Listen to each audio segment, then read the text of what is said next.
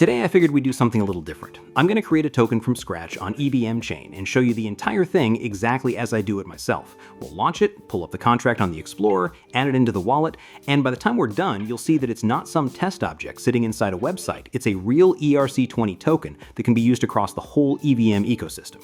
Now, I think a lot of people still have this idea that creating a token is something only developers can do, and to be fair, for a long time that was kind of true. You needed to understand smart contracts, deal with Solidity, compile the code, run deployments, verify everything afterward, and then spend even more time making sure there weren't any mistakes hiding somewhere inside the contract. And if money was eventually going to flow through that token, well, security became a whole separate topic. But if you look at things today, it's a completely different experience. So stick with me for a few minutes because there are a couple of things that are useful to know if you're doing this for the first time. The reason I even found this platform is because I was looking for a simpler way to deploy a token myself. I tested a few different options, played around with them, deployed some contracts, and I kept coming back to this one because the workflow just made sense. Everything is in one place and there aren't 50 different steps spread across 5 different tools.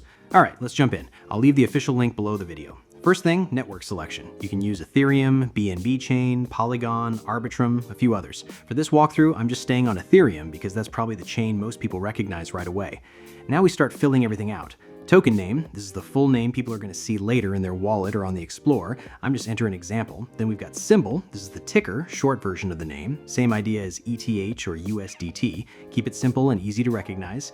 Next one, decimals, I'm leaving this at 18. That's what most ERC20 tokens use, so unless you know exactly why you're changing it, there's usually no reason to touch this field.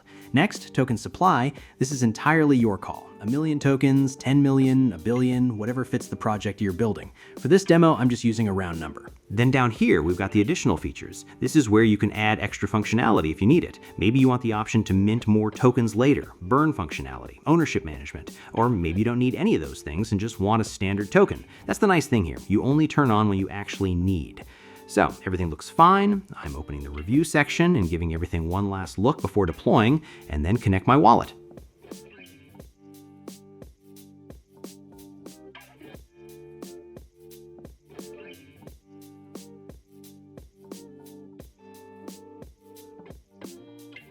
There we go, wallet's connected, and now I can choose which asset I want to use to pay the deployment fee.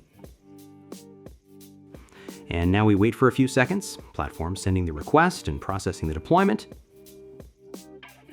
Nice, token's live. A few moments ago, there was nothing here. Now there's an actual contract sitting on the blockchain. Here's the contract address. I can open it in the Explorer right away, verify the deployment transaction, and then use this same address to import the token into my wallet. And that's really it. No manual coding, no messing around with libraries, no spending hours figuring out deployment scripts. The builder handles all of that in the background, and you end up with the same result, an ERC20 token deployed on-chain.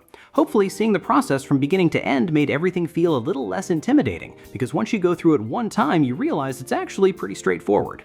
If you've got questions, or maybe you're building your own token and get stuck somewhere, just leave a comment below, and I'll try to point you in the right direction.